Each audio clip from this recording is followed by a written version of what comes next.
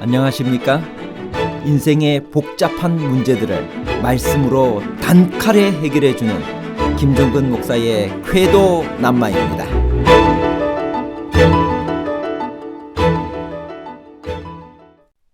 성령의 열매는 오직 하나인가요? 아니면 9가지인가요? 만약 그리스도인의 생애에 성령의 열매가 그중 하나라도 나타나지 않으면 성령의 열매를 맺었다고 말할 수 없나요? 육체의 소욕과 성령은 공존할 수 있나요? 아니면 서로 거스르는 것인가요? 공존과 대립에 관한 복잡한 문제를 하나님 말씀의 가르침으로 명쾌하게 해결해 드리겠습니다. 그리스도께서 우리를 자유롭게 하시려고 당하신 일은 무엇인가요? 이사야 53장에서 그 해답을 찾을 수 있나요? 갈라디아 5장 1절 그리스도께서 우리를 자유하게 하려고 자유를 주셨으니 그러므로 굳건하게 서서 다시는 종의 멍에를 매지 말라. 이사야 53장 3절 그는 멸시를 받아 사람들에게 버림받았으며 강고를 많이 겪었으며 질고를 아는 자라. 마치 사람들이 그에게서 얼굴을 가리는 것 같이 멸시를 당하였고 우리도 그를 귀히 여기지 아니하였도다. 갈라디아서 5장 1절의 자유란 의식 제도의 요구사항과 상관없이 직접 그리스도를 믿는 믿음으로 말미암는 구원의 자유를 말합니다. 그리스도인의 자유는 그저 얻는 것이 아닙니다. 그리스도의 죽음과 고난을 통해서 얻습니다. 그러므로 그 자유로 우리는 무엇을 해야 하나요? 갈라디아 5장 13절에서 15절 형제들아 너희가 자유를 위하여 부르심을 입었으나 그러나 그 자유로 육체의 기회를 삼지 말고 오직 사랑으로 서로 종노릇하라. 온 율법은 내 이웃 사랑하기를 내 자신같이 하라 하신 한 말씀에서 이루어졌나니 만일 서로 물고 먹으면 피차 멸망할까 조심하라. 자유를 위하여 부르심을 입었으나 라는 말은 율법의 행위에 의한 구원과 반대되는 그리스도를 믿는 믿음에 의한 구원의 자유입니다. 자유를 방종과 혼돈해서는 안 됩니다. 하나님을 참으로 사랑한다면 사람은 하나님의 뜻을 이해하고 행하고자 노력하게 됩니다. 하나님의 사랑과 은혜가 있다고 해서 그분에게 충성되고 순종하지 않아도 되는 것은 아닙니다. 바울이 말하고 있는 자유는 의식 제도의 멍에로부터의 해방입니다. 그 사람은 그를 존재하게 하신 하나님의 목적에 온 마음과 지성을 다해 협력할 때 이르러 오는 기쁨보다 더 고상한 기쁨을 경험할 수 없습니다. 우리가 만일 율법 안에서 의롭다함을 얻으려 하면 그리스도에게서 끊어지고 은혜에서 떨어지게 됩니다. 그렇게 되지 않으려면 어떻게 해야 하나요? 갈라디아 5장 24절 보라 나 바울은 너희에게 말하노니 너희가 만일 할례를 받으면 그리스도께서 너희에게 아무 유익이 없으리라. 율법 안에서 의롭다함을 얻으려 하는 너희는 그리스도에게서 끊어지고 은혜에서 떨어진 자로다. 바울은 그리스도 외에 다른 방법으로 구원을 얻으려 하면 아무 유익이 없고 오히려 그리스도에게서 끊어지고 은혜에서 떨어진 자가 된다라고 역설합니다. 하나님의 구원은 자신의 공로로 그것을 얻으려는 자의 소유가 아니라 그것을 믿음으로 받아들이는 자의 소유인 것입니다.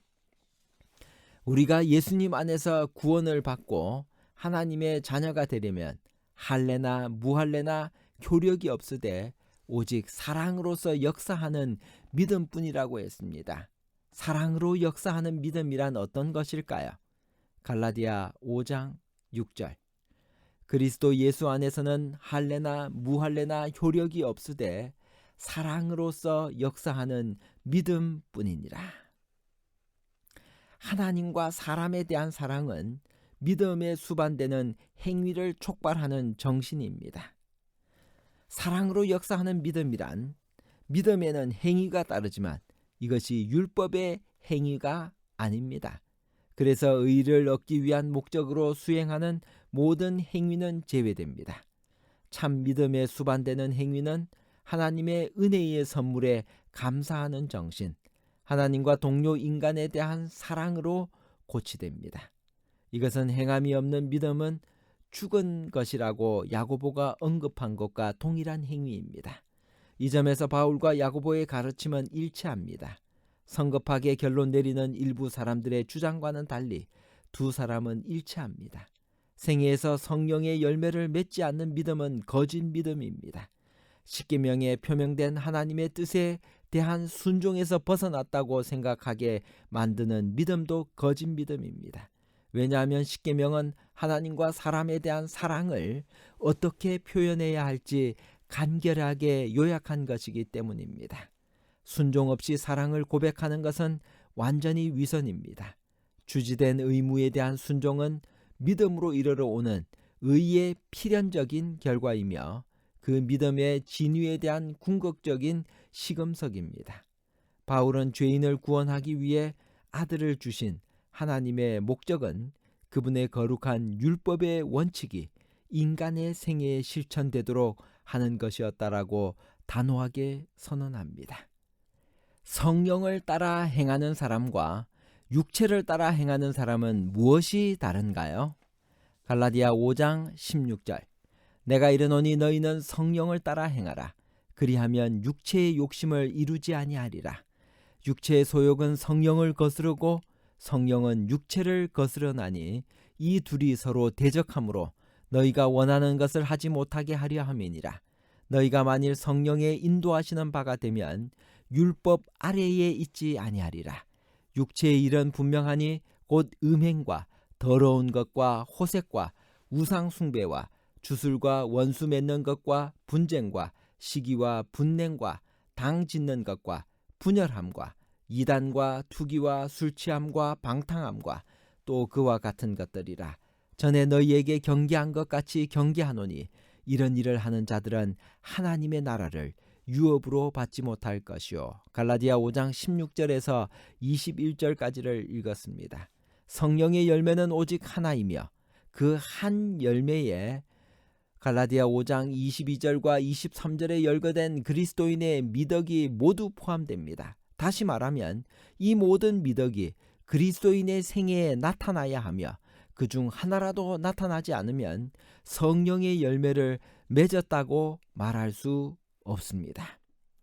성령을 따라 행하는 사람들은 어떤 열매를 맺게 되나요? 성령의 9가지 열매는 무엇이며 그러한 성령의 열매를 맺힐 수 있는 방법은 무엇일까요? 갈라디아 5장 22절 23절 오직 성령의 열매는 사랑과 희락과 화평과 오래 참음과 자비와 양선과 충성과 온유와 절제니 이 같은 것을 금지할 법이 없느니라. 성령의 9가지 열매들은 단계적으로 맺히는 것이 아니고 동시에 맺히기 시작하는 것입니다. 그것은 우리의 노력에 따라 하나씩 얻어지는 것이 아니고 성령을 따라 행하는 사람들에게 저절로 맺히는 선물입니다. 거룩하지 못한 본성의 경향과 식욕과 정욕과 버리는 그리스도인의 싸움은 2단계로 구성되어 있습니다. 첫 단계는 그리스도가 우리 생애에서 잘못된 모든 경향을 제거하실 수 있도록 그분에게 마음과 뜻을 굴복하고자 하는 신중하고 확고한 불변의 결정입니다. 이 결정은 매일 다시 확정해야 하며 낮 동안에도 유혹이 닥쳐오거나 완전의 표전에 이르지 못할 때마다 자주 확정해야 합니다. 오직 그렇게 할 때만 그리스도인은 자신의 몸을 하나님이 기뻐하시는 거룩한 산 제사로 드리라는 명령을 수행할 수 있습니다. 하나님은 이런 단호한 의지의 결정을 받아들이고 생애를 변화시켜 그리스도를 닮게 만드는 하늘의 작업을 진행시키십니다. 이것이 그리스도의 장성한 분량에 이르는 성화의 과정입니다. 갈라디아 5장 24절 그리스도 예수의 사람들은 육체와 함께 그 정욕과 탐심을 십자가에 못 박았느니라. 결론입니다. 첫째, 육체의 소욕과 성령은 공존할 수 없고 서로 거스르는 것입니다. 둘째, 사랑으로 역사하는 믿음은 하나님의 은혜의 선물에 감사하는 정신, 하나님과 동료 인간에 대한 사랑으로 고치됩니다. 셋째, 성령의 열매는 오직 하나이며 그 한 열매에 사랑과 희락과 화평과 오래 참음과 자비와 양선과 충성과 온유와 절제의 그리스도인 미덕이 그리스도인의 생애에 나타나야 하며 그 중 하나라도 나타나지 않으면 성령의 열매를 맺었다고 말할 수 없습니다. 감사합니다.